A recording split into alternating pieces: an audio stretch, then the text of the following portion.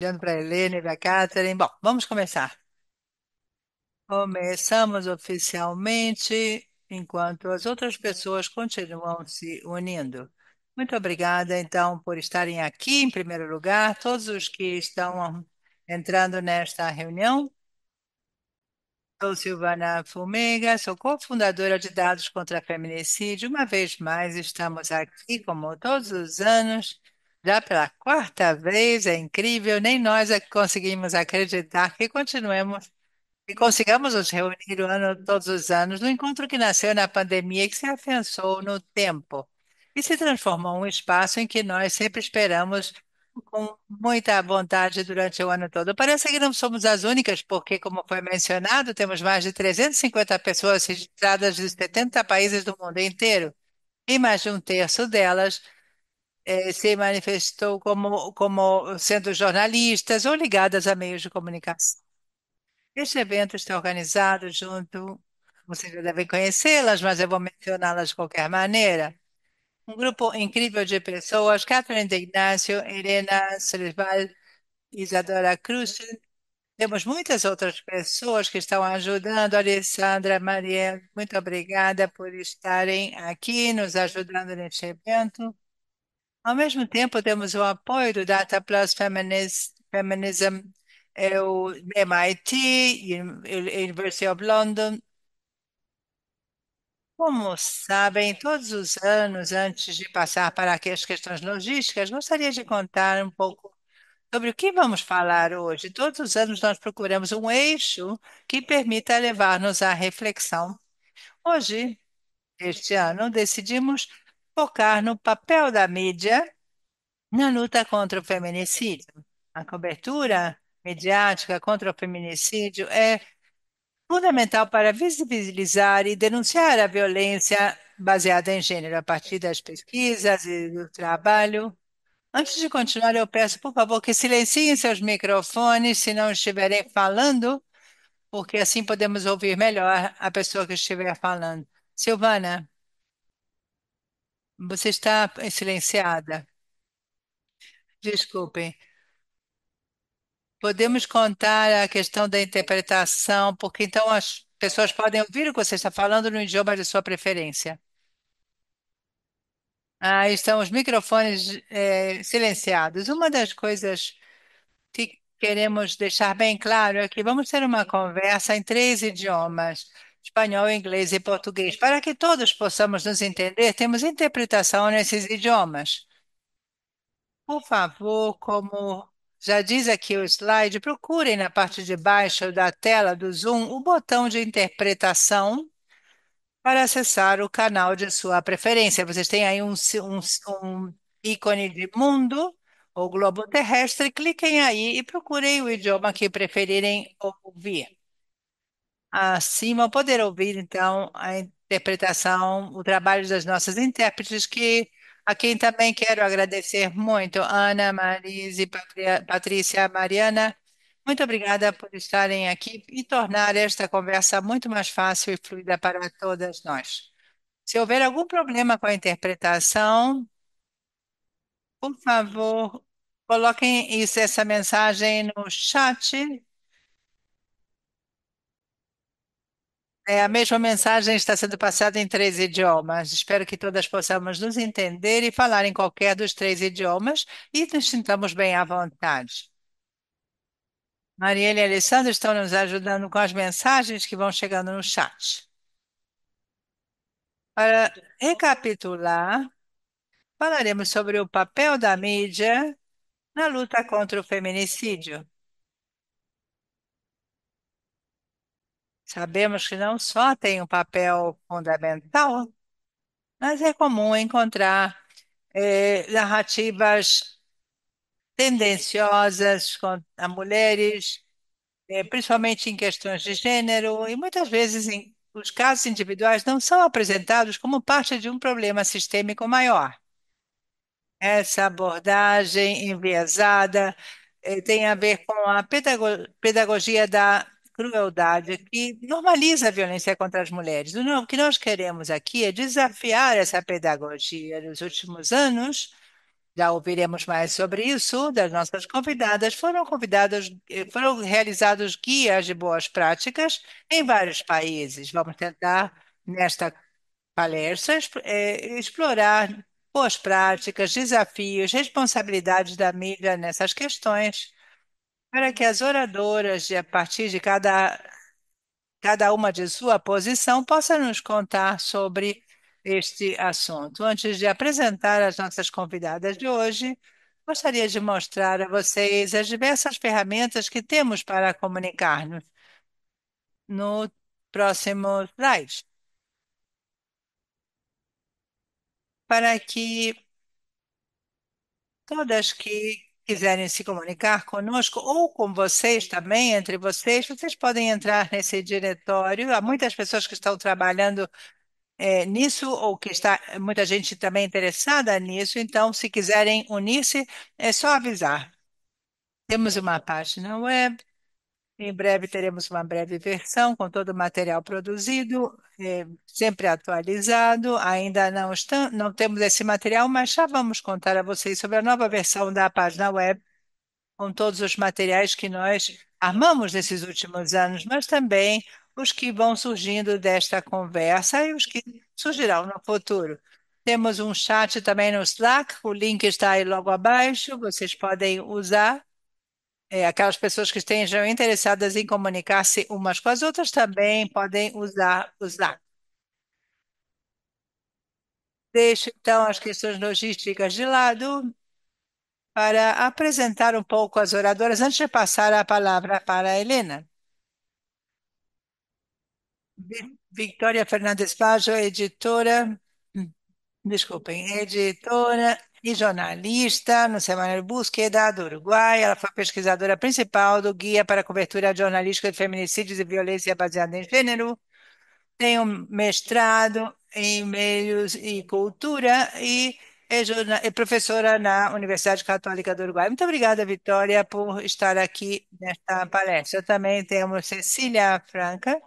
Espero estar dizendo bem o nome, com certeza não. Ela é jornalista independente desde 2019, especializada em direitos humanos, feminista e ativista, e parte do Observatório de Feminismo de Londrina e da Junta do Paraná, no Brasil. Também temos Sábia Casanova, jornalista de dados e pesquisadora. Ela trabalha com o Club Media e com a Escola de Dados na o School of Data no Quirguistão.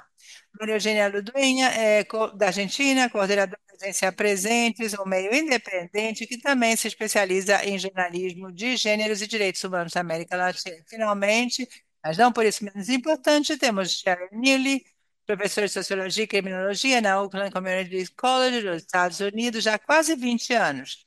Ela tem doutorado em Sociologia pela Wayne State University e é autora de 2 livros. Primeiro, You're Dead, So What?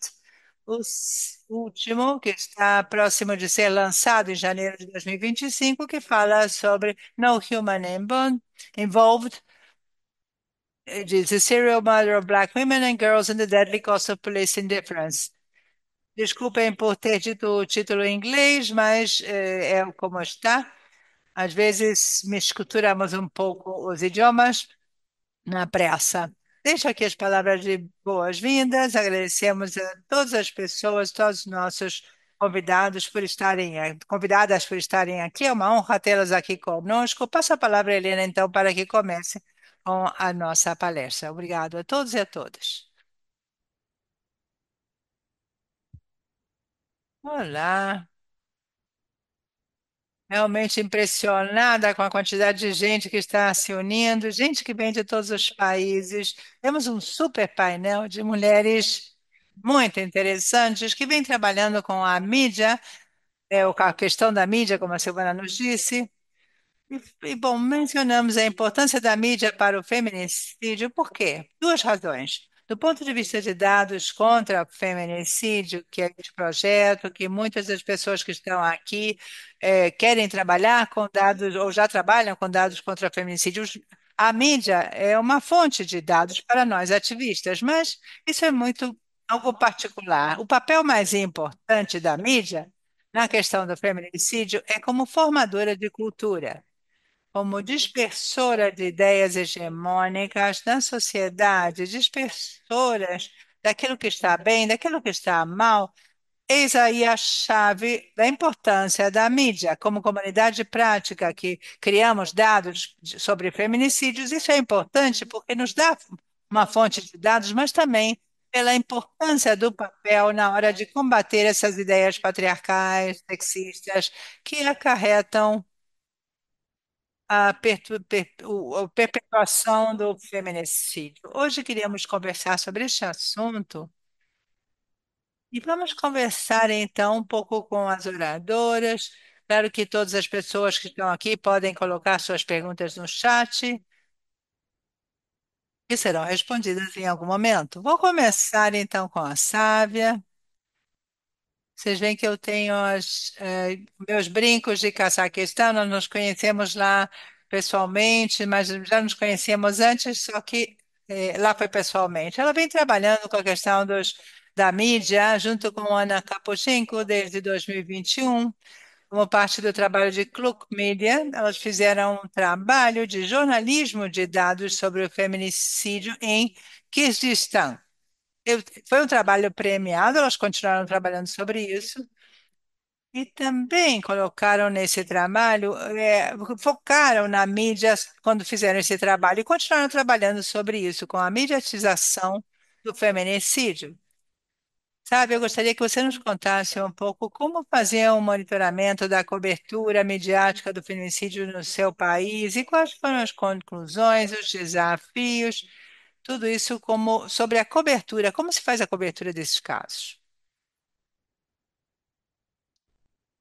Olá, alô a todos, vocês podem me ouvir, não? Muito obrigada por terem me convidado aqui. Eu me sinto realmente muito honrada por estarem nesse uma equipe tão importante de mulheres. Alguns dados sobre a pesquisa que nós já fizemos. Eu sou uma pesquisadora, mas entrar agora, estou entrando nos dados e no jornalismo desde 2008.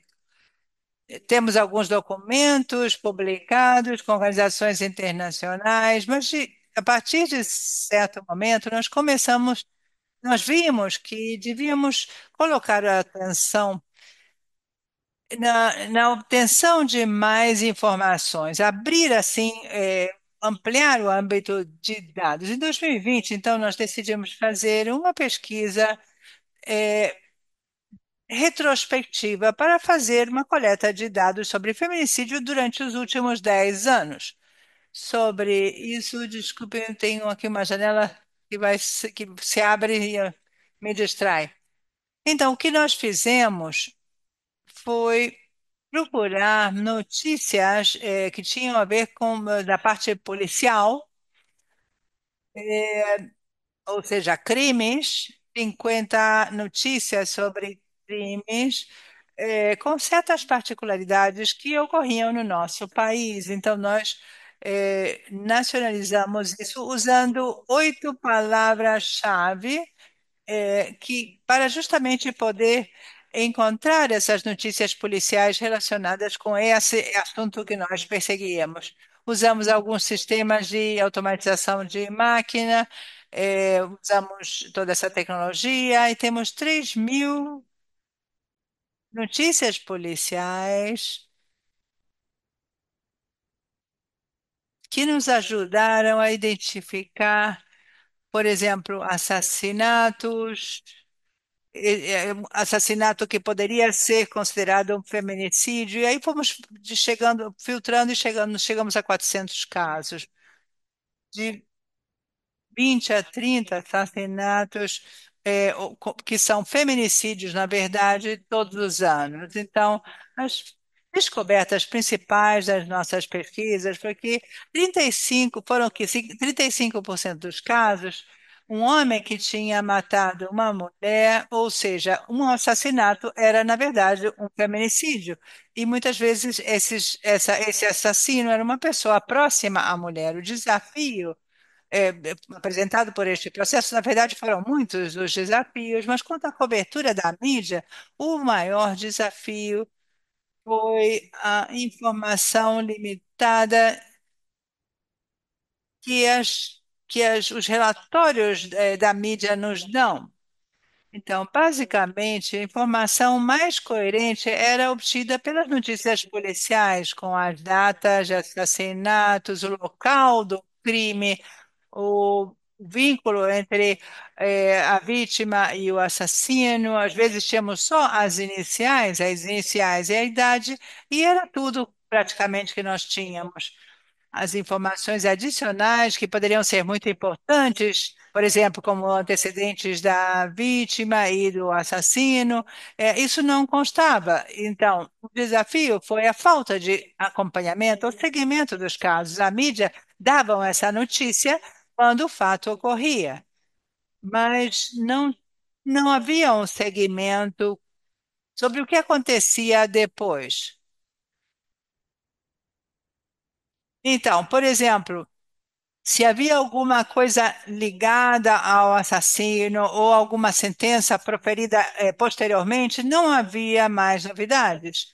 Então, a parte policial também não nos dava muita informação. Temos aí as acusações principais e como se cobria tudo isso. Bom, essa era a informação principal que nós conseguíamos obter para poder trabalhar. Bem, muitos desses desafios, é, algumas das pessoas que estão aqui já conhecem, vão conhecendo. E eu já estava vendo como as outras oradoras já estavam fazendo sim com a cabeça, reconhecendo isso. Bem, esse é um pouco o panorama, a cena da Ásia Central de Quequequistão, e agora vamos para Estados Unidos.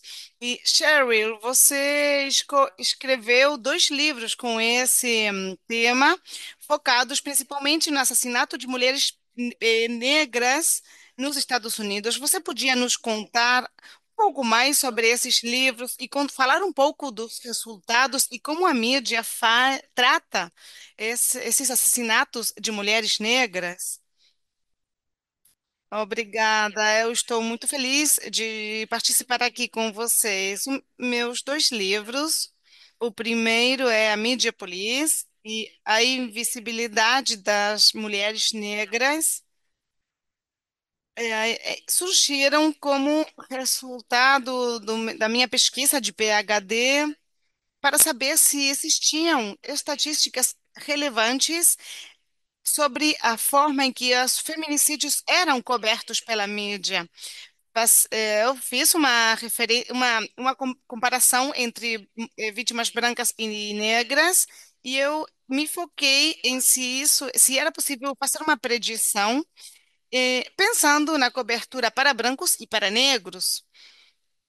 Eu consegui evidenciar que existia uma diferença significativa, um viés com relação às mulheres, com relação às negras, havia mais dados sobre os antecedentes, a educação, o juízo, quem foi o vitimário, o perpetrador, e tudo isso faltava quando se falava de vítimas negras.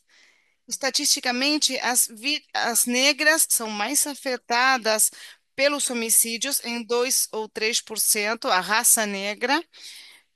Então, não estava. Isso foi para o primeiro.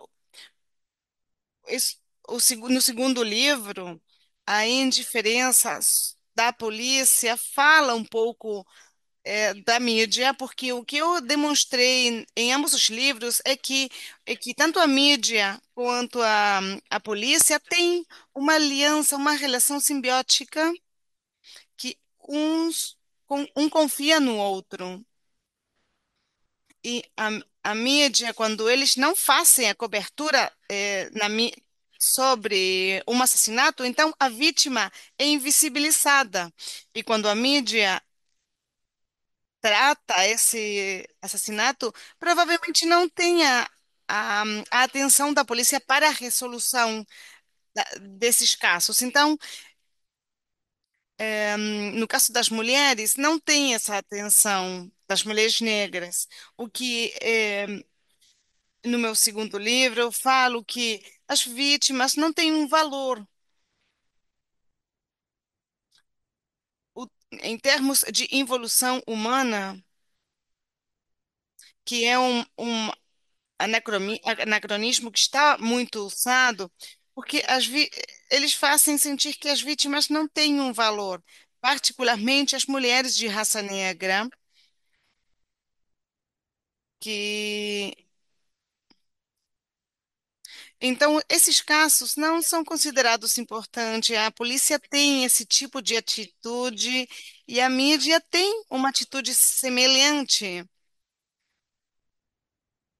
mas a mídia poderia ser um sócio, um parceiro mais importante na tentativa de proteger as mulheres, para tentar chegar a conseguir uma justiça para essas famílias das vítimas. Assim, há uma frustração da família das vítimas que procuram os meios de comunicação, mas a polícia não consideram isso como algo serial, então, e a mídia não cobre esses assassinatos. Então, a mídia se envolve uma vez que a polícia determina que pode ser um crime em série. E vocês veem que isso é uma terceira função da mídia. Eu falei que é a fonte de informação, que era formadores de cultura, mas aqui há uma terceira função, que é que ser procuradores de justiça, de nós já trabalhamos com várias ativistas que falam disso. O papel da mídia em fazer essa pressão para, para a pesquisa e para que esses casos continuem vivos. Nós já ouvimos essa expressão de manter vivos os casos várias vezes. E também trazem essa perspectiva interseccional que nós vimos muitas vezes no trabalho das feministas que fazemos dados sobre os feminicídios, porque a mídia não reporta, não informam, ou fazem isso de um modo errado, ou fazem, ou não dão esses dados que são importantes para fazer uma análise interseccional. E nesse caso, eu acho que seria bom ouvir a opinião de Maria Eugênia Ludueña, sobre a Agência Presentes, que é uma agência de notícias que tem uma abordagem sobre os feminicídios, mulheres indígenas e LGBTI+.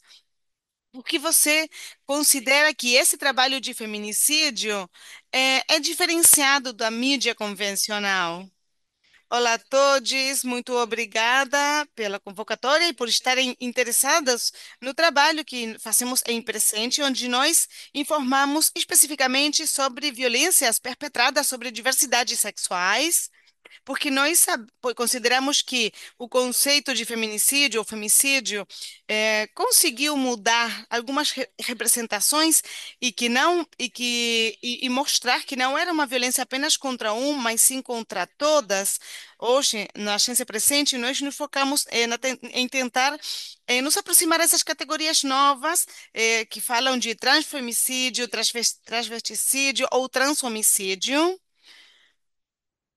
E nós trabalhamos muito próximos da justiça e do ativismo, que são espaços fundamentais para intervir e interpelar a opinião pública. Por exemplo, eh, há pouco tempo, na Argentina, nós tivemos a primeira sentença por um transhomicídio, que a justiça reconheceu uma violência específica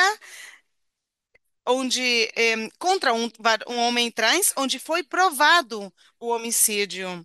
E nós trabalhamos com os ativistas para tentar entender qual é a especificidade desse homicídio. Assim também as mulheres indígenas que são violências de violência ou as LGBT que são vítimas de violências que na Convenção Interamericana de Direitos Humanos é denominado violências por prejuízos, a naturalização desses crimes como que fossem naturais, entre aspas, que as pessoas trans sejam assassinadas quando isso tem uma repercussão social, onde a mídia está tentando de destruir.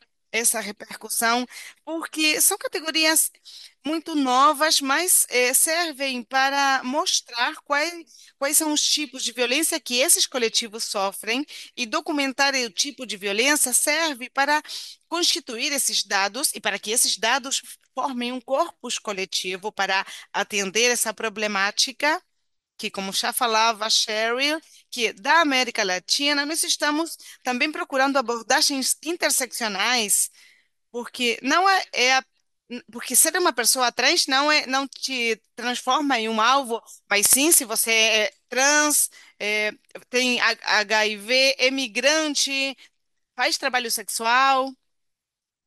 Então, nós tentamos atender todos esses casos desde da agência presente para atender e para ajudar na transformação social. Sim, muito obrigada. Aqui no chat estavam falando de que são informados casos isolados, e isso que você traz de como informando como coletando esses dados e analisando esses grupos, podemos ver como existe um sistema sistêmico e como é uma violência estrutural e como o papel da mídia é muito forte para ver como nós fazemos como damos uma produção, como produzimos um sentido para tudo isso. E aqui, voltando para a Vitória, vamos para a Vitória, que ela foi uma das autoras principais sobre a guia para a cobertura jornalística de feminicídios e violência de gênero, que foi uma colaboração da ONU Mulheres, CAINFA e Universidade Católica do Uruguai, em 2023. Então, queremos ver como você pode percorrer alguns dos pontos chaves para pensar para que você nos diga como as pessoas que fazem jornalismo receberam esse guia. Bem, quero cumprimentar a todos e todas. Obrigada pelo convite nesse conversatório. É um prazer estar aqui nessa conversa tão global.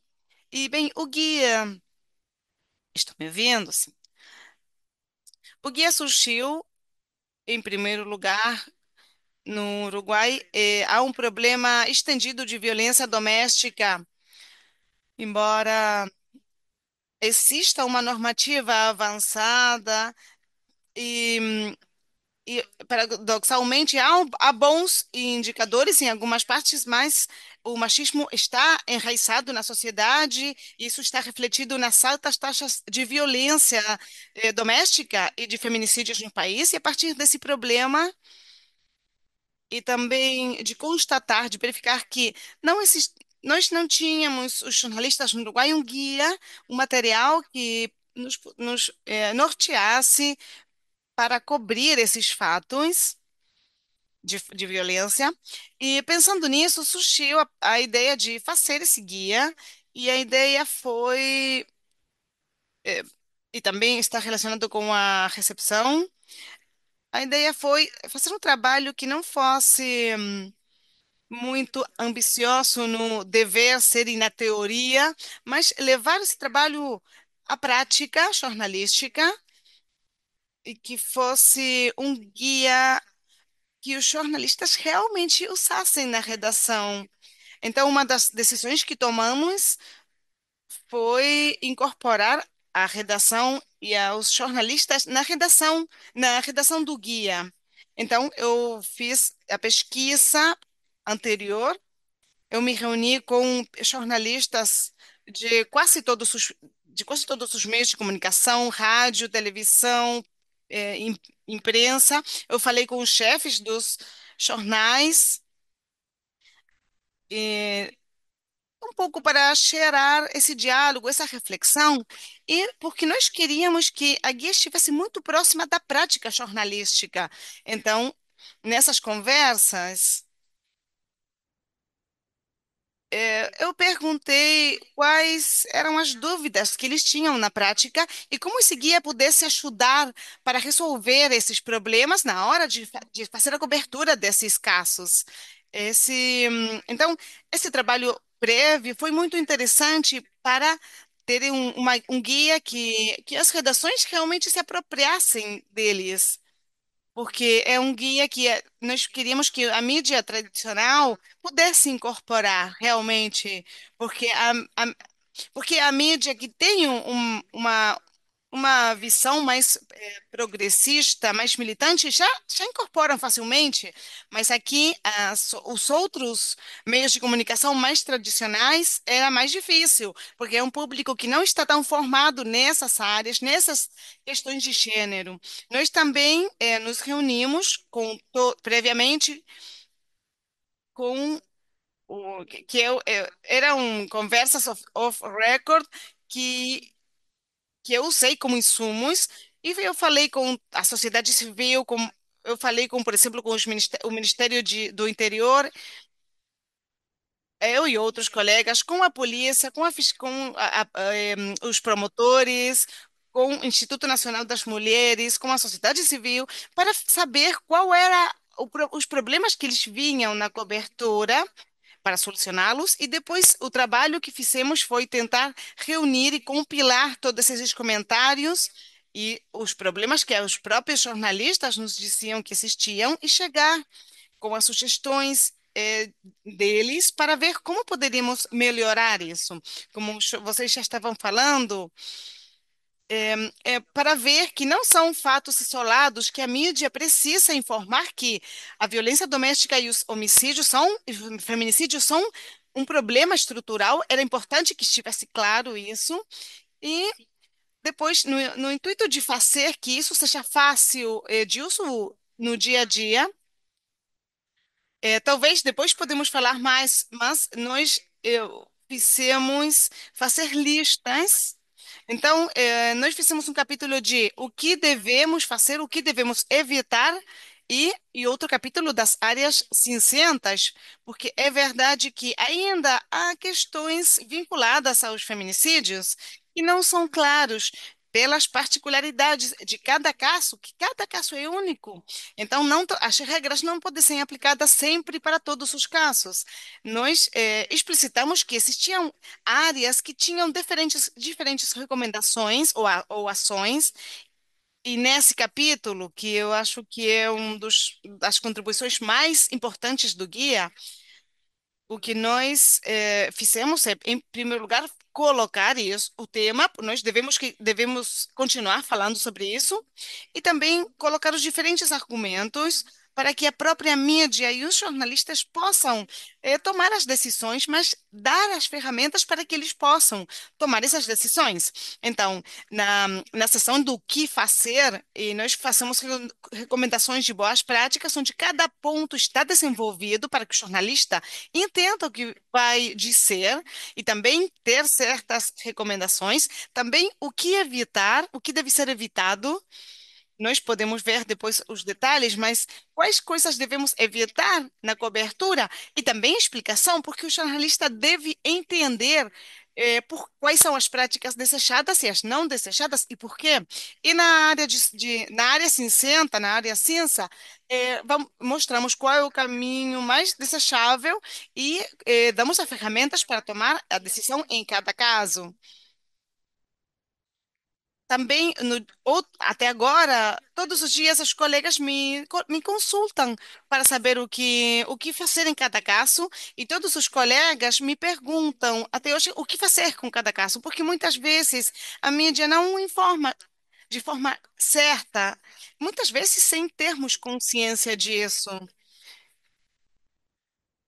E também por falta de capacitação ou a impossibilidade de refletir sobre certas questões, e existia a necessidade que não estava coberta de mais informações e mais capacitação sobre isso, sobre esse tema. E o guia é uma ferramenta que chama também para continuar trabalhando sobre isso, mas é uma primeira visão desse tema, e novamente a recepção foi muito boa. Acho que também que esses jornalistas foram incorporados no processo, e não é apenas um guia para apontar o que está sendo feito de modo incorreto, mas sim uma forma de mostrar o caminho é certo, é esse, e quais são os motivos. Então, foi uma contribuição para que continue melhorando a cobertura sobre esse tema. Ótimo, achei muito interessante isso que você mencionou sobre as zonas cinzentas. É algo que as pessoas as pessoas que participam da conversa sobre feminicídio vão reconhecer. Inclusive, quando propomos dados, há muitas zonas cinzentas. É uma categoria que está sendo construída ainda. As feministas estamos construindo essas categorias. Bom, e quando vamos construindo umas, vão surgindo outras que entram em tensão, às vezes, com as anteriores. Como levar a mídia, fazer com que a mídia tenha a mesma velocidade que nós temos na nossa pesquisa e como tratamos essas zonas cinzentas que são diferentes, como a mídia informa, com a autoridade que possa querer ter, talvez não seja a mesma que a autoridade que um espaço ativista tem. Há alguma flexibilidade em algumas áreas, mas nesse sentido, essa interface entre a mídia e os ativistas, achava interessante trazer a experiência da Cecília França, que com o Observatório de NEAS, de Londrina, faz uma interface com os meios, justamente para tentar incidir nessa cobertura. Talvez, Cecília, você possa nos contar, então, como começou o trabalho, quais as estratégias que vocês usaram especificamente para incluir, como aquelas que fazem jornalismo, informam sobre os casos e também as notícias policiais, que muitas vezes não têm cobertura. Bom dia a todas as pessoas que nos acompanham. Prazer estar aqui falando com vocês, com esse grupo de mulheres tão diverso e especial. Eu tenho uma atuação aí tanto na mídia independente quanto na militância e fui convidada a falar um pouco sobre o trabalho de NEAS nessa primeira parte. O Observatório de Feminicídios ele está em Londrina, para contextualizar, que é uma cidade de 550 mil habitantes no Paraná, no estado do sul do Brasil. Então, essa é a nossa área de atuação. O NES nasceu em 2021. Para não me esquecer aqui, gente, rapidinho, um slide, falando exclusivamente sobre o nosso fluxo de trabalho na questão de comunicação. Então, nós acompanhamos julgamentos de casos de feminicídio tentado e consumado. Por quê? Isso está na origem de NEAS. NEAS nasceu, é uma homenagem a Sidneia Aparecida Mariano, que foi uma vítima de feminicídio tentado, ficou em estado vegetativo até por 2 anos, e o julgamento do agressor aconteceu enquanto Neia era uma sobrevivente, mas do ponto de vista social, ela já tinha sofrido uma morte, porque ela não tinha mais a menor condição de interação social. E ela veio a falecer 2 meses após o julgamento do agressor. Então, Neas nasce nesse contexto, porque justamente naquela semana em que o caso de Neia era julgado, outros 2 casos de feminicídio tentado eram julgados também e ninguém sabia e ninguém noticiava. Então, nós entendemos, naquele momento, nós ativistas, que nós deveríamos dar visibilidade a esses casos. Então, a nossa atividade principal é essa. Então, como que a gente trabalha? Assessoria de imprensa tradicional, que é comandada pela minha colega jornalista Carolina Vancini, produz-se um release sobre esse caso e divulga-se isso para a imprensa, surgindo entrevistas, damos entrevistas. Acontece muito da imprensa ficar sabendo dos casos quando chega o release, são casos muitas vezes que não foram noticiados, ou que, como já disseram as colegas, foram noticiados no momento do crime, no momento em que ocorreram, e depois não mais, não se teve um acompanhamento.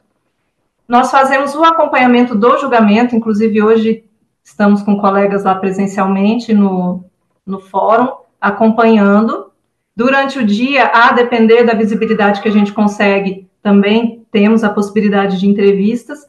Depois, nós produzimos uma nota pública, que vai para as nossas redes sociais e vai para a imprensa novamente, com o intuito de fazer um controle social. A gente acompanha o julgamento com que olhar? Se está tendo uma revitimização ali, enfim, e a gente relata isso nessa nota pública, que está disponível para todo mundo que quiser consultar nas nossas redes sociais. A gente tem acompanhado uma mudança no uso da linguagem para noticiar casos de violência de gênero.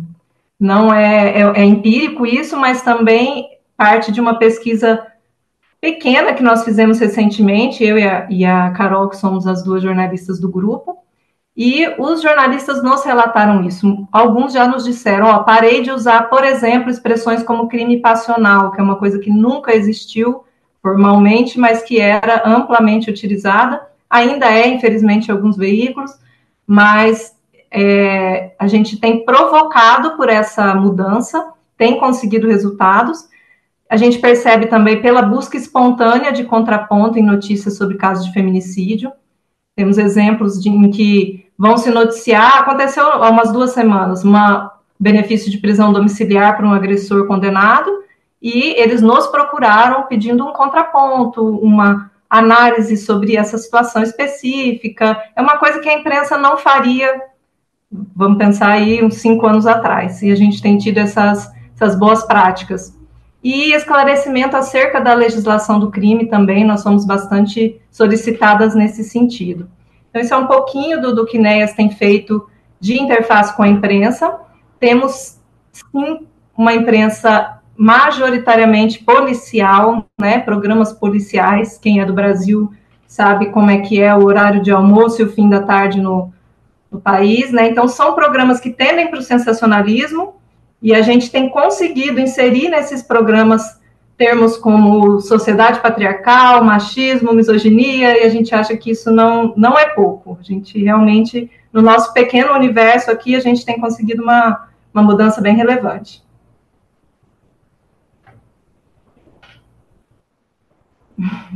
Nossa, fico realmente impressionada com todas vocês. Agora, já começamos a conhecer um pouco a realidade de cada uma, Estados Unidos, Brasil, Argentina, América Latina, Quirguistão, o que nós falamos também sobre o que foi falado sobre o Uruguai, saíram algumas pontas comuns. A pergunta seguinte é para todas. Olá, estão me ouvindo? Sim, estamos ouvindo bem.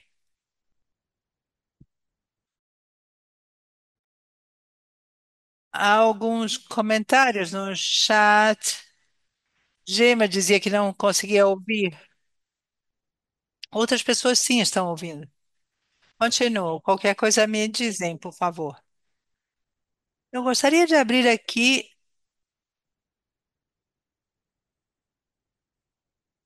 a pergunta para mais detalhes. Quais são alguns dos vieses, padrões de revitimização ou de cobertura inadequada? Ou talvez não seja inadequada a palavra, mas é uma cobertura que não promova essa mudança de sentido da qual vimos falando nos seus contextos. Quais são os pontos que vocês veem que são mais problemáticos nas coberturas de casos de feminicídios? Abro então a palavra para quem quiser começar. Também podemos fazer seguir a rodada na mesma ordem, como vocês quiserem. Posso comentar para começar. No Uruguai, nos últimos anos, a cobertura vem melhorando. É preciso dizer que o crime passional, que antes estava nas manchetes, foi substituído por feminicídio. Agora se usa muito essa palavra.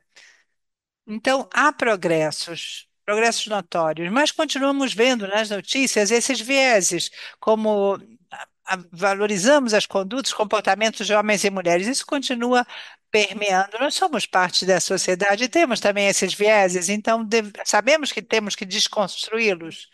Uma das coisas que nós falamos, abordamos no nosso guia, quando se cobre um feminicídio, é, por exemplo, pensar quais são as informações relevantes para relatar o crime e quais não são importantes.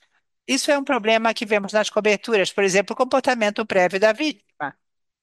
Uma das conversas que temos com os jornalistas é isso. Por exemplo, a vítima consumia drogas. Isso é importante colocar na notícia? Ou, por exemplo, ou tinha um companheiro fora do casamento. Ou seja, continua havendo foco no comportamento da vítima, comportamento anterior. Às vezes isso reforça a justificativa do crime, né? Mesmo sendo indiretamente. Isso continua atravessando tudo isso. E na televisão, nós também vemos muito com jornalistas que fazem as crônicas policiais, por exemplo, é a consulta aos vizinhos sobre o crime. Então, o testemunho dos vizinhos muitas vezes também está atravessado por questões de gênero, por vieses. Então, falam da vítima. Você pode fazer um pouco mais devagar para que as intérpretes possam te acompanhar? Sim, desculpem, eu falo muito rápido. Isso acontece, não, ou seja, muito também nas notícias da televisão, e consultam, por exemplo, consultam os vizinhos que fazem comentários sobre o crime. Então, os vizinhos mesmos reproduzem as visões enviesadas, essas visões tendenciosas sobre gênero, um vínculo amoroso, o comportamento da vítima, se o agressor era um bom garoto que teve um ataque de ciúmes. Por quê? Porque a vítima teve um vínculo fora do casamento. Então, muitas vezes nos dizem: olha, eu estou saindo aqui ao vivo, preciso cobrir a notícia, me pedem testemunhos. Então, se são testemunhos de vizinhos, nós permitimos que não sejam transmitidos ao vivo, que haja um minuto pelo menos para que haja uma edição do que o vizinho diz. Não é que o vizinho não possa dar a sua opinião, talvez ele queira falar, queira lembrar da vítima, tenha algo a dizer ou queira fazer uma denúncia, ou falando inclusive sobre a resposta policial, que muitas vezes demora. Não se trata sobre excluir o testemunho dos vizinhos, mas garantir que o vizinho vai dizer é realmente importante para o caso, e não é simplesmente que está só apenas reforçando esse viés, né, do gênero, que contribui justamente para a base do que é o feminicídio, simplesmente para fazer um comentário. Que bom, muito bem, muito bom. Cheryl, eu apaguei meu microfone, desculpem. Essas são algumas das coisas que eu descobri, porque a minha pesquisa tende a focar na diferença entre vítimas brancas e pretas e como elas são cobertas pela mídia. E são realmente, há vieses aí.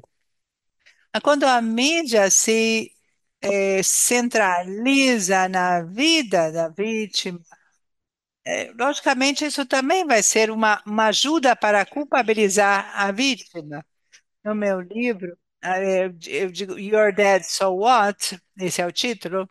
Eu falo sobre as execuções como consequência de, por exemplo, retribuições.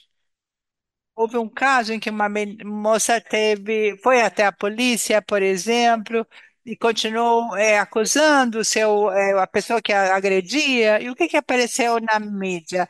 Não aparecia que ele era um vendedor de drogas, claro, um vendedor de drogas. Ele, numa hora, mencionava-se que a moça tinha ido comer fora e tinha se encontrado com alguém que dança num clube de striptease. O que que tem a ver uma coisa com a outra? Não tinha relação, isso não tinha relação com a notícia. E começaram a surgir suposições sobre a situação que não tinham nada a ver com a realidade. Então, a vítima acabava com menos simpatia do que daqui deveria receber. A imagem criada sobre a vítima não é a imagem que deve ser. É uma fotografia, e de um momento, de uma situação específica. Então, temos que humanizá-la, humanizar essa pessoa, essa vítima, em face da população. Também tivemos outro falecimento de uma moça negra. Outra coisa que também acontecia, como a Victoria mencionou, sobre por entrevista dos vizinhos, entrevistar os vizinhos. No caso, também não falar com a família da vítima, para ter aspectos mais positivos sobre a vítima, se era uma pessoa querida, se era uma pessoa amável, e para que o público sinta mais simpatia por essa, e mais empatia também pela vítima, ou seja, também receber o insumo da família. Esse é um viés que realmente é muito importante. Vitória também pergunta sobre os agressores. Vou responder aqui para que a gente não passe de um assunto ao outro sem resposta. o que a Victoria falava sobre os vizinhos tem a ver também com quem comete o crime, que muitas vezes, assim, os vizinhos dizem, ah, mas era um bom pai. Aparecem essas opiniões que justificam, ou absolvem da culpa de ser assassino, de ter cometido um assassinato. Mas, bom, é boa pessoa, bom vizinho, etc. Então, há uma diferença na hora da forma em que aparecem esses agressores. Também, por outro lado, aparecem como monstros e também não são monstros, não são seres de outro planeta, são pessoas que fazem parte da nossa vida diária. Sabe, ô Maria Eugênia, querem responder essa pergunta sobre quais são os vieses, etc.? Posso continuar? Ô, Sábia, posso ir? Posso falar? Não, desculpem. Sim, obrigada. Gostaria de trazer um pouco de contexto aqui sobre o país no qual eu moro. Nós tivemos a independência, ou seja, tornamos a independência da União Soviética há alguns anos. Desde então, nosso país foi sacudido por revoluções, consideradas revoluções. Na verdade, foram transições políticas violentas. Isso afetou, logicamente, o desenvolvimento econômico e social do país. Mas já há uns 10 anos, quando houve outras coisas, ou seja, tínhamos outras coisas para cobrir, então não havia tanto interesse em questões de gênero. Ainda somos uma sociedade muito conservadora, muito patriarcal, na maioria dos casos, nas pessoas que moram dentro desses estereótipos de gênero, dessas normas, né, de discriminação.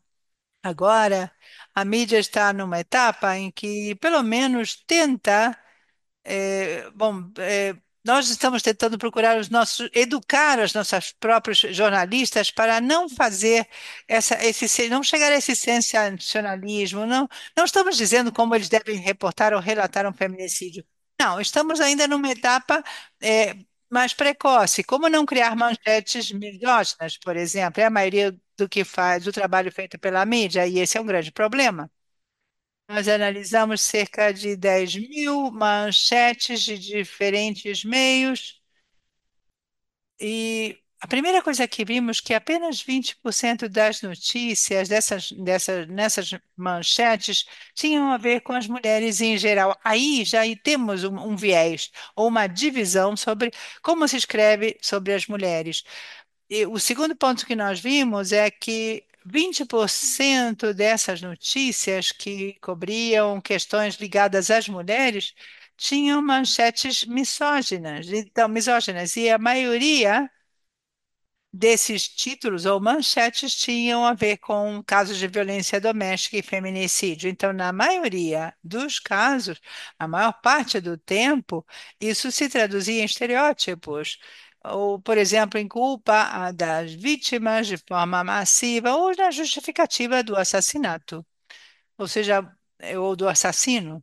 Num dos casos, faziam referência, por exemplo, a como justificar o agressor, no caso. Às vezes a manchete diz assim: ah, estava bêbado, o homem parece ter batido na mulher. Nessa frase, especialmente, a nossa sociedade, ou seja, a pessoa que está bêbada é vista como uma pessoa que não controla, ou seja, não uma coisa, um agravante no caso, mas é o contrário, justifica, não, ele estava inconsciente, não tinha consciência do que estava fazendo, foi uma coisa, bom, estava nesse estado.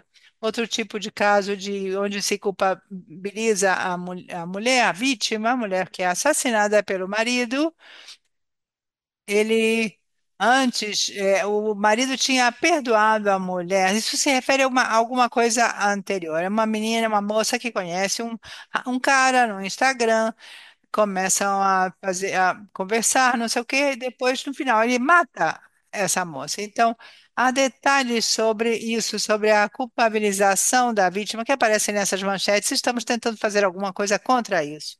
O problema das manchetes é que cada vez e vamos às redes sociais, vemos que as pessoas, é, cada vez que vamos às redes sociais, podemos ver uma correlação entre os comentários, ou seja, e começar então a tomar partido, apoiando a discussão de um lado ou do outro. No caso, estamos falando da culpabilização da vítima, dizendo que o cara não era assim tão ruim, por exemplo. Isso é um problema no meu país.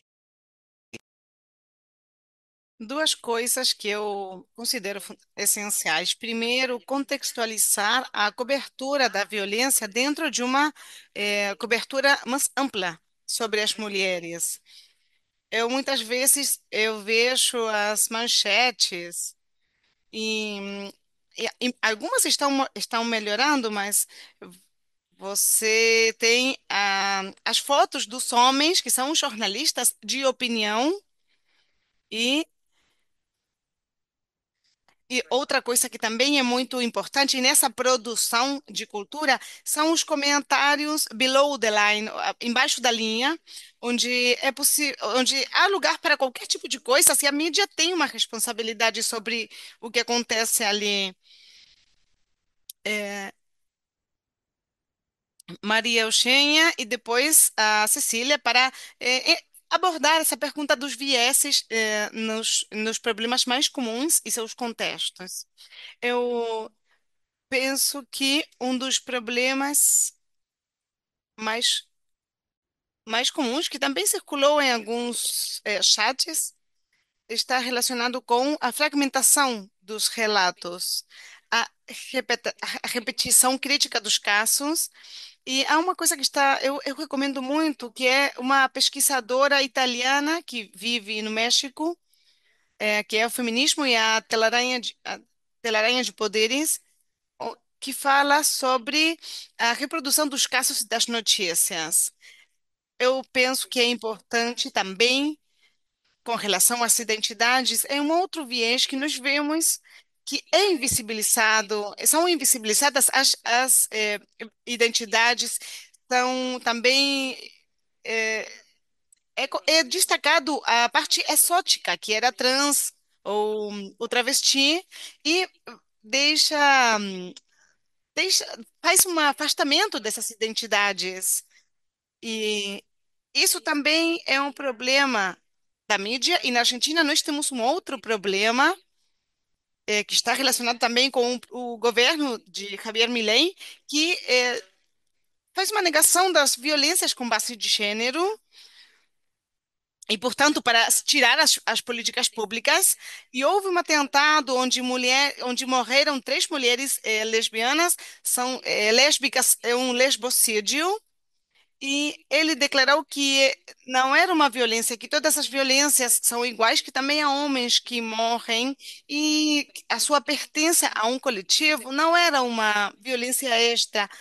E isso é muito difícil de combater, porque nós estamos tentando entender o que acontecia com essas meninas que eram lésbicas, que moravam em uma situação de precariedade, que era como um motel para as pessoas que não têm um lar. Então, havia muitas camadas de discriminação e que acaba nessa forma letal de discriminação.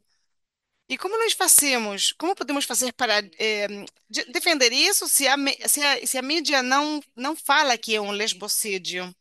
É muito grave. E também a questão de contar dar as notícias com um marco binário de bons e maus, que era uma boa vítima ou uma má vítima. E nesse sentido, nós tentamos quebrar, na Argentina pelo menos, onde existe um movimento forte de editoras de gênero, que aqui está a Silvina Molina, que sabe muito disso, e nós conseguimos eliminar essa coisa de crime, de paixão. Não, ninguém fala mais assim, mas a questão dos os femicídios, os transmicídios e os transvesticídios, não estamos conseguindo com isso. Bom, Cecília. vou me apropriar da obra de duas amigas jornalistas. Quem é do Brasil talvez conheça. Esse é um livro chamado Histórias de Morte Matada, Contadas Feito Morte Morrida, pelo que a Sávia conta do trabalho dela, acho que tem alguma relação, talvez seja próximo do que vocês fizeram por aí. E a Niara de Oliveira e a Vanessa Rodrigues, que são as autoras, fizeram uma pesquisa intensa em manchetes sobre feminicídio, e elas apontam três questões principais que são muito recorrentes na nossa imprensa, que é o uso do suposto. Então, mesmo quando você tem um crime, às vezes até com caso de acusado já preso, ou de suspeito preso, nós temos ali o uso amplo do suposto, colocando em dúvida, inclusive, a ocorrência do crime. Nós temos a voz passiva, que é sempre a mulher, a personagem do seu crime. Então, a mulher é morta, a mulher é arrastada, às vezes, por algum sujeito oculto, né? Não se coloca ali o agente como o sujeito da ação.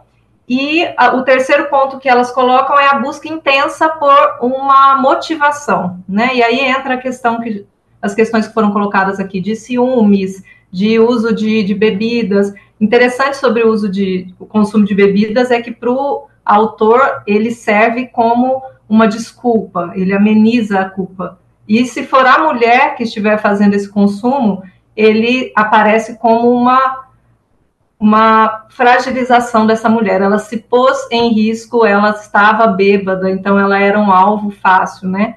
Então existe uma leitura bem diferenciada. E eu coloco um quarto ponto nessas três que elas apontam, que é o ouvir apenas as fontes oficiais. Porque essas, pelo menos na nossa realidade, e especialmente na imprensa mais de interior, de cidades menores, a palavra da autoridade, que é a autoridade policial ou o promotor, é o que comanda as manchetes. Então, é quando nós vemos, por exemplo, o crime passional ainda sendo usado na voz de um investigador de polícia ou de alguém que atendeu a ocorrência e tal. Então, eu coloco esse quarto ponto aí como uma problemática, porque hoje nós temos muitas entidades da sociedade civil, militantes, que estão capacitadas para falar sobre esses crimes. O Brasil tem hoje, segundo o Fórum Brasileiro de Segurança Pública, em 2023 foram mais de 1.400 casos de feminicídio. É um problema gigantesco, e nós temos hoje o LESFEM, que é uma iniciativa muito recente, o Laboratório de Estudos de Feminicídio, fazendo contradados, e o LESFEM levantou mais de 1.700 casos de feminicídios consumados. O LESFEM também faz a tabulação com base em notícias de imprensa, inclusive, de dados de feminicídios tentados. E aí, se nós formos somar, nós temos mais de 2.000 casos, tivemos em 2023. Então, é um problema que eu acho que a imprensa, ela é um reflexo da sociedade muito, e ela, né, enfim, é impactada pela sociedade e também reflete, mas ela precisa assumir a sua responsabilidade como nessa mudança cultural de valores. Totalmente. E esse é o grande desafio. Como não ser apenas um reflexo, mas também ter essa vocação de ativista. Alguns têm, mas num sentido que não é o nosso, porque também está a vocação ativista regressiva e conservadora que também está circulando nas sociedades. E o que você trouxe sobre a relação entre a polícia e a mídia, que é uma das perguntas que estão colocadas por um dos participantes, é que muitas vezes é, é feito um copy-paste do boletim de ocorrência para a notícia e que a mídia também está envolvida na aceleração das informações que nós estamos vivendo. Então, a necessidade de de mostrar a notícia já, da imediatez, tira um pouco a responsabilidade da mídia de fazer de dar a notícia de modo cuidadoso. E aqui, e considerando os direitos humanos, e aqui temos um desafio de como não contribuir nessa simplificação da vida através da aceleração da imediatez. Eu tenho uma pergunta, uma última pergunta, e depois a Isadora vai ver quais perguntas estão circulando no chat. E a pergunta é: quais estratégias podemos ter, e a Vitória contou sobre esse processo do guia, também o trabalho nos contou, o Marochinha, do trabalho com as jornalistas, mas o que podemos fazer? Como podemos trabalhar com a mídia? Por isso, nós queremos, nós destacamos no início que nessa conversa, um terço das pessoas, no mínimo, são jornalistas, porque nós fizemos um grande esforço para que estivessem aqui e nós estamos atentas. Não sei, quem quer começar a falar. Cheryl? Bem, bem, o que eu achei que tem ajudado é que quando você tem uma sala de imprensa, uma mídia mais diversa, Estados Unidos tem uma diversidade cultural, e quando você tem essa imprensa com mais diversidade, essas informações têm menos vieses. Esses ativistas que estão tentando chamar a atenção sobre assassinatos de mulheres, é possível, por exemplo, incluir mulheres na redação. O assassino de Road Sleeper, que tinha assassinado 12 mulheres, acreditam que foram mais, mas foi condenado por 12 homicídios ao longo de 20 anos. E tinha uma jornalista chamada Christine, que trabalhava com ativistas na comunidade e estava pressionando a polícia para investigar com profundidade esses casos. Então, se vocês podem se associar com ativistas, isso é de grande ajuda, é uma fonte, um recurso muito valioso. É, a fazer esses pontes. E também com as famílias, a mídia, as famílias, os ativistas. Quem mais quer participar? É, brevemente, assim, podemos.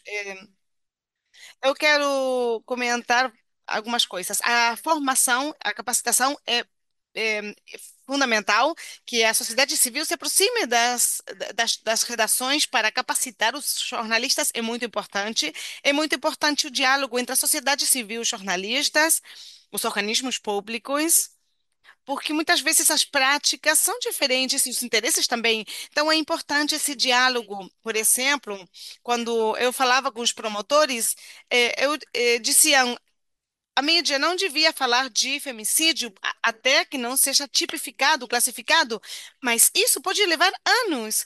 E é desejado que a mídia nomeie como feminicídio um crime que, aparentemente, pelo menos, parece um feminicídio. Então, nesses pontos, o diálogo é importante.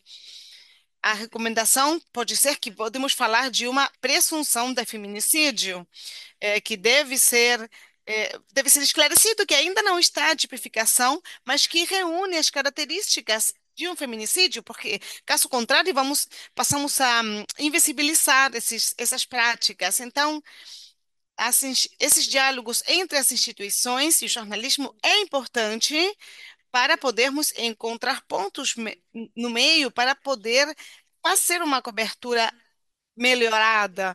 E eu tenho uma visão pessoal que é importante o ativismo, mas que nem sempre os jornalistas estão confortáveis com essa palavra. Então, é importante que entender que hum, estamos falando de uma boa cobertura jornalística. Muitas vezes eu falo com colegas e não é necessário ser ativista. É a sua responsabilidade cobrir e informar um problema concreto, como é a desigualdade de gênero e a violência doméstica.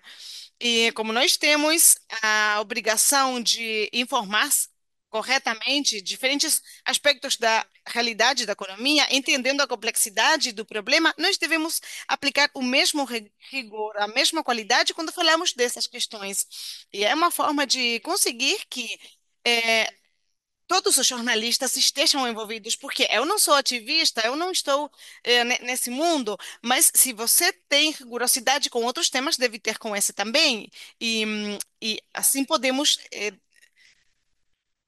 Sim, às vezes eu sou criticada porque pretendo que todos tenham o mesmo nível de ativismo, mas é verdade. Cecília, agora com você. Eu acho que a gente tem um problema muito grave que é da precarização da atividade jornalística, né, nos últimos anos. Não sei como está acontecendo isso nos outros países, mas nós temos redações cada vez mais enxutas e jornalistas cada vez mais sobrecarregados. Mas há coisas básicas que a gente pode fazer sim, né? Uma delas é ir além do boletim de ocorrência, procurar essas entidades da sociedade civil que estão trabalhando com isso, ou que sejam pesquisadores em universidades. A gente tem hoje essas referências. E a gente teve no Brasil agora uma mudança na legislação que a gente acredita que pode ter um impacto na cobertura da imprensa, porque até 9 de outubro o feminicídio era uma qualificadora do homicídio. Então, quando você noticiava um caso de feminicídio como homicídio, não era errado do ponto de vista legal, né?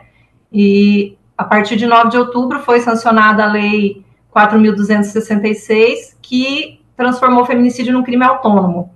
Nós fizemos um levantamento ainda muito embrionário, mas a partir de notícias de outubro de 2024, comparativamente com outubro de 2023, e o uso do termo feminicídio foi bastante maior agora nesse período desse ano, e a gente já acredita que é um reflexo dessa lei. É importante nomear, a gente tem que entender isso, que é importante.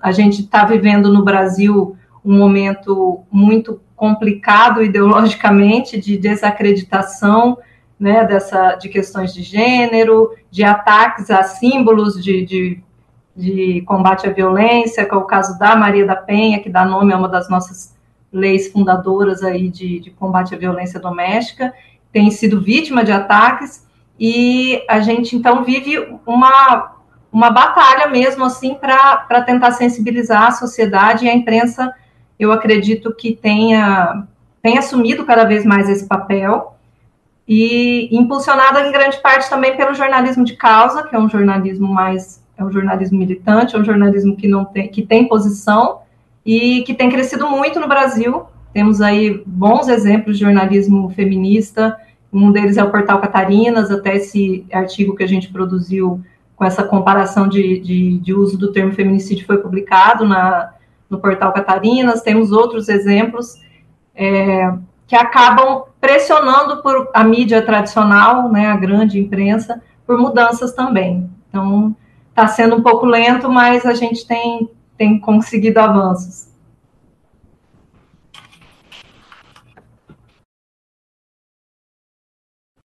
Posso acrescentar alguma coisa? Gostaria de dizer que seria importante poder despatriarcalizar as narrativas e fazer um jornalismo antipatriarcal. Isso tem a ver também com o que se dizia sobre os tempos de produção para essas notícias, por exemplo, continuar indo aos territórios. Eu agora adoro a inteligência artificial para muitas coisas, mas para outras precisamos continuar escutando as pessoas, estar presentes para poder descobrir o que está acontecendo nos territórios. Muitas vezes é muito importante trabalhar perto dos ativismos.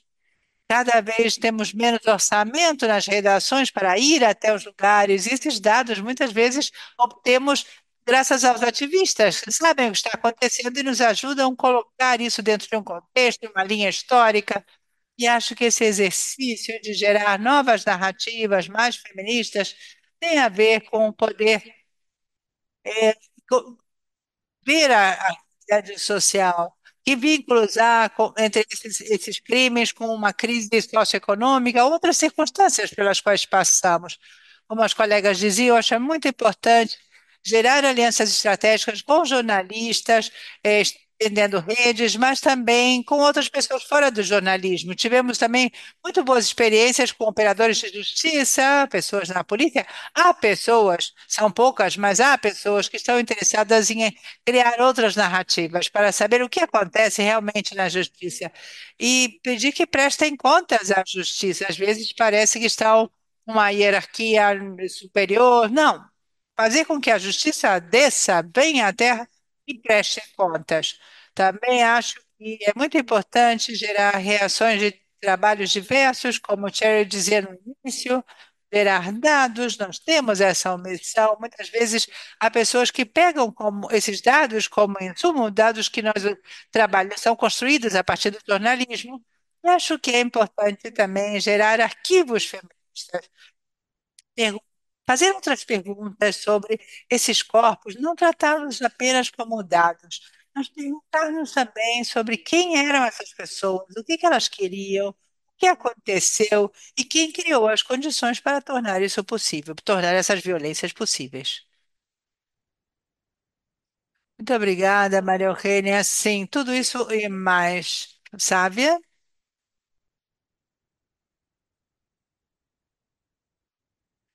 Nós estamos tentando seguir o caminho da educação.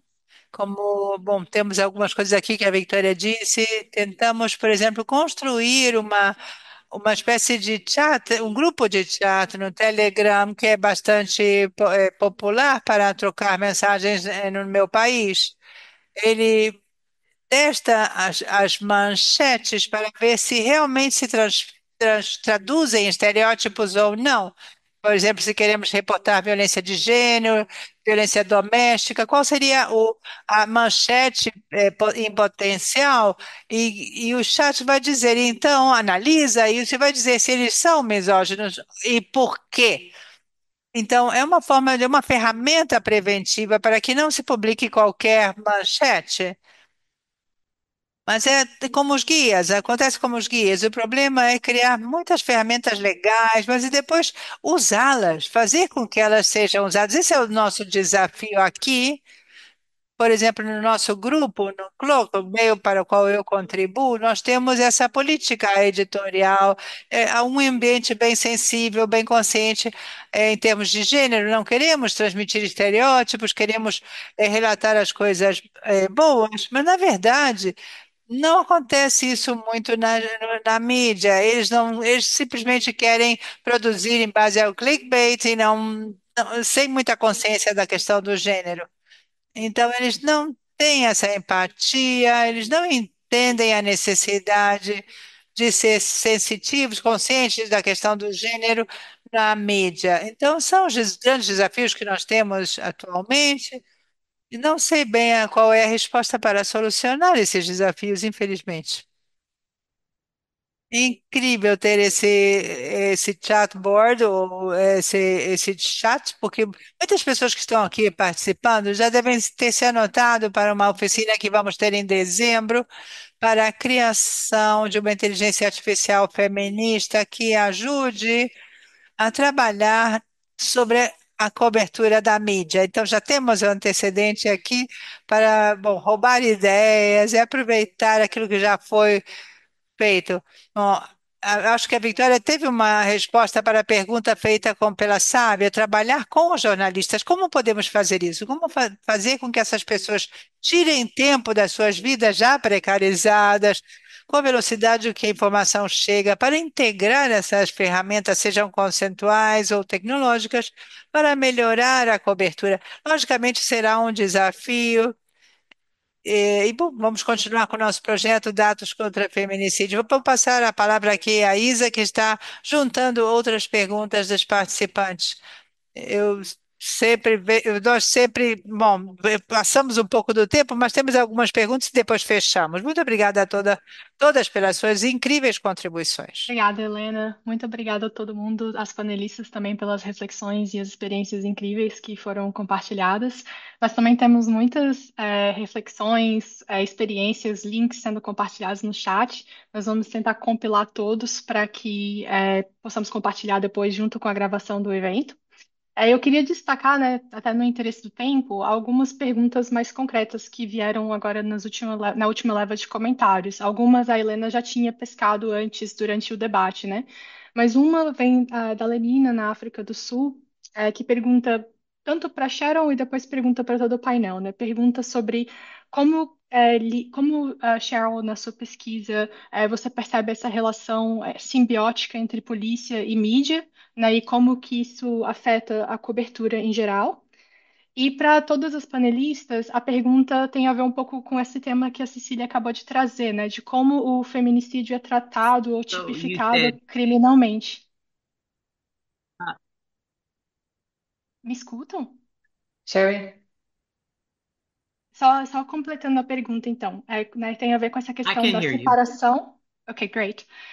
Tem a ver com a separação entre o feminicídio e o homicídio, né? O tratar o feminicídio como um crime específico, ao invés de ser simplesmente uma qualificação de um homicídio. E se vocês têm algum comentário a respeito dessa questão do tratamento legal do feminicídio nos contextos em que vocês trabalham. Não sei se alguém quer começar, ou, né, In the tentar. United States. In the United So States or other contexts, yeah. Sim, nos Estados Unidos. Na minha experiência, na minha pesquisa, nós, nos Estados Unidos, fizemos uma distinção entre feminicídio e homicídio.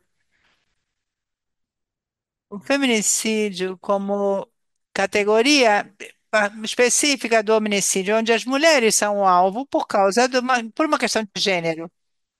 Na minha experiência, não chegamos a esse nível de fazer essa diferença que vocês fizeram. Acho que é muito importante, especialmente considerando a misoginia é, e vemos isso entre as mulheres negras, e vemos nos últimos 10 anos, desde que Donald Trump ganhou as eleições, e quando voltou a ganhar nas últimas semanas, as mulheres sendo ameaçadas, o seu corpo, a minha opção, é minha escolha. Então, violência contra as mulheres e coisas dessa natureza. Então, coisas que nós não necessariamente fizemos essa distinção entre um homicídio acontece que a vítima é uma mulher, por acaso, ou um homicídio porque a vítima é uma mulher. É muito difícil dizer, explicar a vocês porque ainda não fizemos essa distinção ainda nos Estados Unidos, mas eu acho que está chegando. Eu já falei, né, da questão da legislação aqui no Brasil, mas nós temos algumas questões também, não está tudo resolvido com isso, né? A legislação, por exemplo, usa o termo sexo feminino e não gênero. É uma questão que traz uma dificuldade de a gente abarcar transfeminicídios, por exemplo. E nós temos uma dificuldade de leitura de casos que envolvem, por exemplo, mulheres em profissões estigmatizadas como a prostituição, porque a leitura da lei permite que apenas casos de violência doméstica com convivência, né, sejam enquadrados como feminicídios. Então, dos nossos trabalhos em NEAS também é tensionar por uma leitura mais abrangente da lei, trazendo aí diretrizes nacionais e internacionais, né, que trazem muito mais possibilidades, né, de leitura de feminicídio para além dos casos de violência doméstica. Obrigada, Cecília. Alguém mais quer refletir sobre essa questão da legislação? Sí, Vitória? como comenté, Como eu disse, agora há pouco no Uruguai foi tipificado o feminicídio como agravante. Isso nos ajudou a visibilizar mais o problema na mídia. Isso contribuiu não só para ter penas mais duras, mas também para visibilizar o fenômeno como um problema estrutural. Isso gera problemas, como os que eu comentava. Na justiça se queixam que os jornalistas falam de feminicídio quando ainda não foi tipificado dessa forma, ou no momento da apelação, então gera esses problemas às vezes. Mas fora isso, ainda está faltando, como a Maria Eugênia bem disse, Maria Eugênia bem disse, tudo que tem a ver com o homicídio, por exemplo, de pessoas trans. Isso ainda custa mais ainda à justiça e ao jornalismo para enquadrar isso de uma forma mais justa. Isso está ainda muito incipiente. Outro desafio ligado. Desculpe, eu tinha mais alguma coisa a dizer e esqueci. Mas se eu lembro, eu volto. Me desculpem. Obrigada, Vitória. Eu queria colocar, talvez, antes da gente encerrar, mais uma pergunta para o painel que surgiu, né? Surgiu agora um pouco na fala da Sávia sobre o Telegram, mas também surgiu no chat, que tem a ver com a questão das mídias sociais, né? A gente tem falado bastante sobre a incidência sobre o jornalismo, mas, né, como alguém notou no chat, controlar as mídias sociais, às vezes, ou incidir sobre as mídias sociais, às vezes pode ser bastante complicado, ainda mais num contexto de fake news, desinformação, etc., que estamos vendo cada vez mais em diferentes contextos. Eu queria ouvir um pouco de vocês, reflexões sobre, né, pensar estratégias de mídia social também.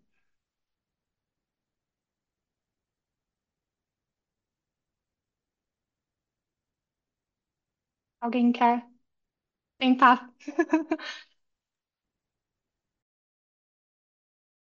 Desculpem, posso voltar? Porque eu me lembrei aquilo que eu ia dizer, que eu acho que é importante também, a questão da tipificação do feminicídio.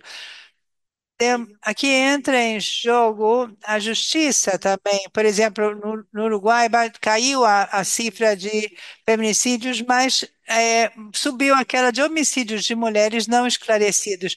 É, categorizados como ajuste de contas. Isso não está claro ainda. Então, esse indicador pode ser bem complexo. Há homicídios de mulheres que não estão esclarecidos, e podem ser feminicídios e ainda não aparecem nas estatísticas. Então, eu queria deixar também aqui esse desafio. Pode enganar, as manchetes podem enganar, porque as autoridades, o que interessa a elas é dizer caíram os feminicídios, mas não, na verdade, se vemos mais homicídios cujas vítimas são mulheres, não estamos mudando nada e estão sendo escondidos alguns números, simplesmente Perfeito, isso. obrigada, Vitória. Isa. Cheryl? Cheryl. I wanted to mention you had mentioned social media. In my Vamos experience, falar sobre medir a mídia social. Por exemplo, na comunidade negra, aqui a mídia social nos ajuda a criar mudanças. A mídia comum costuma se recusar a cobrir casos onde as mulheres negras são vítimas, por exemplo. Então, temos que pensar a focar nesses casos. eh, às vezes temos casos que nem sequer tinham cobertura ainda na imprensa, mas se alguém publicava alguma coisa nas redes sociais, bom, por exemplo, o assassinato de uma menina negra na sua comunidade, então isso poderia visibilizar mais o caso e gerar então a atenção também da mídia mais formal. Isso então para mim foi uma força para a mudança, mas eu entendo que pode ser muito problemático, os erros de informação são um problema. As fake news, às vezes temos teorias de conspiração, e antes que você perceba, já saíram do controle. Isso obriga a polícia e a mídia a a sair para dizer, explicar alguma coisa que foi dita nas redes sociais. Acompanhando o que a Cheryl colocou, acho que tem um ganho muito grande dos próprios grupos falarem por si, né, na mídia. A gente vê os povos indígenas, por exemplo, usando a mídia, produzindo sua própria informação, noticiando suas próprias as violências que vem sofrendo, inclusive violências de gênero. Tem grupos de mulheres indígenas organizados fazendo isso, mas tem a dificuldade de controle realmente do que está sendo gerado ali, né? E o que me preocupa bastante também na mídia social é o quanto ela dá eco para discursos machistas e misóginos, né? Os que a gente chama hoje de red pill, coisas desse tipo. Isso é divulgado sem nenhum controle e vai reforçando todas essas estruturas que a gente sabe que culminam ali na violência contra as meninas e mulheres, né? Então é uma situação preocupante, não tenho resposta para o que ser feito, fala-se em legislar de alguma forma sobre isso, mas não tem uma resposta. Então acho que é um dilema que a gente vive hoje, que tem seus pontos positivos, mas realmente é preocupante.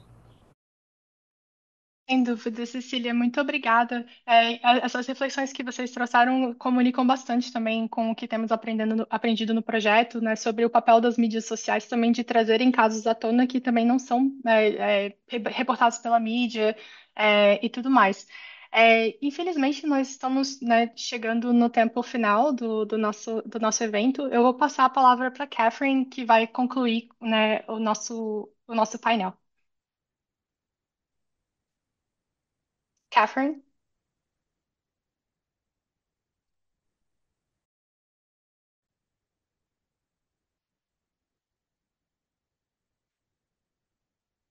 Simplesmente quero dizer muito obrigada para todas as painelistas. Tem sido um painel incrível. As conversas têm sido muito interessantes. Temos muitos links no chat. Muitas pessoas perguntaram sobre o conteúdo do chat. Nós vamos encaminhar um correio eletrônico com todas as informações que foram compartilhadas. E eu gostaria de mostrar alguns slides e fazer alguns anúncios no final. Eu gostaria de agradecer, porque esse é um evento de dados contra o feminicídio, que é um grupo, como vocês podem ver, onde participamos muitas. É um esforço coletivo de muitas estudantes e eu gostaria de reconhecer a todas as nossas parceiros, a Jimena Romero, Raúl Bargadán, Ángeles Martínez, Arin Suresh, e também os pesquisadores e instituições que têm nos apoiado. Também quero dizer que o meu próprio livro, que sai desse projeto, já foi publicado em inglês, chamado de Counting Feminicide, e é um estudo profundo do ativismo de dados em torno do feminicídio transnacional, principalmente focado nas Américas. Tem trabalhos de muitas outras pessoas que hoje estão aqui e tenta localizar esse trabalho como uma forma transformadora. Então, é de livre acesso, está disponibilizado. Vocês não precisam comprar, está online, está em inglês e eu vou colocar o link porque ainda não está traduzido para o espanhol e para o português, mas temos alguns resumos de alguns dos capítulos para que vocês tenham acesso a esses capítulos já traduzidos. E nesse momento, eu também quero convidar a Issa para que fale da relatoria, do relatório que nós estamos trabalhando junto com a Alexandra.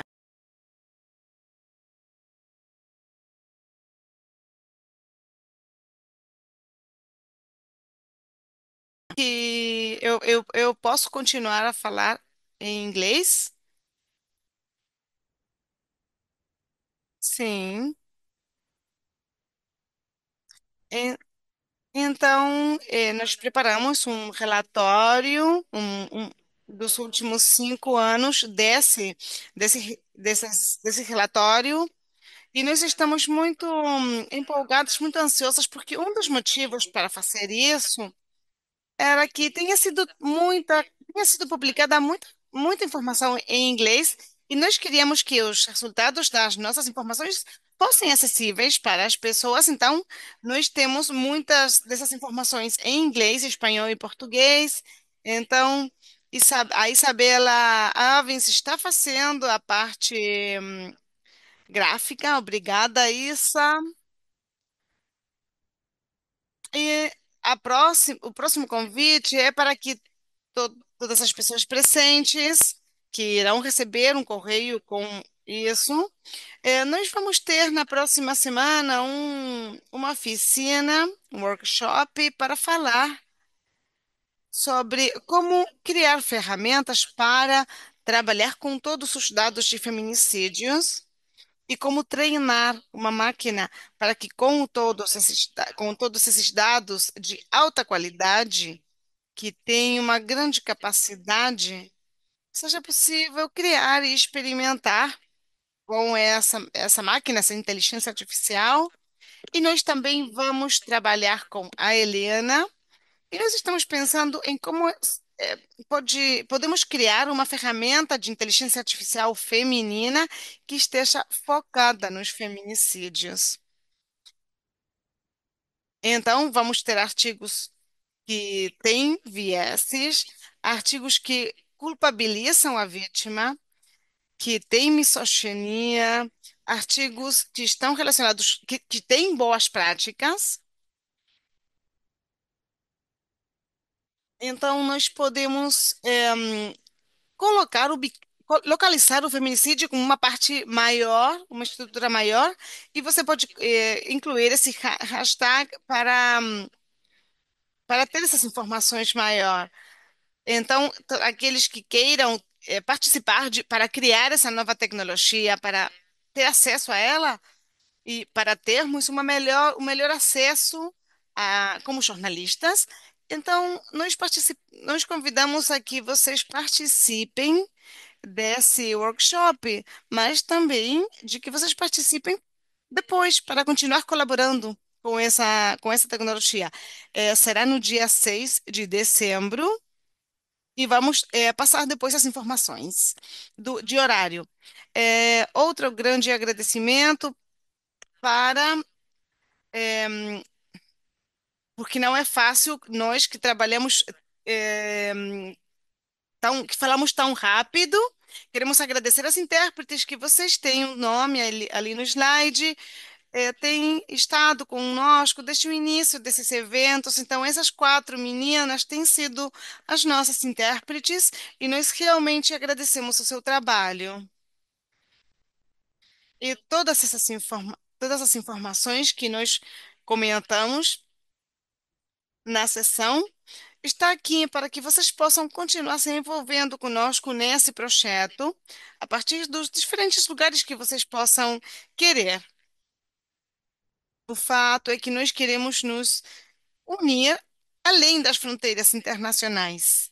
Então, muito obrigada e desejamos continuar com essas conversas. Muito obrigada. Obrigada aos panelistas, aos painelistas, obrigada. Obrigada, tenham um bom dia. Muito obrigada. Tchau. Obrigada. Tchau. Bem, obrigada.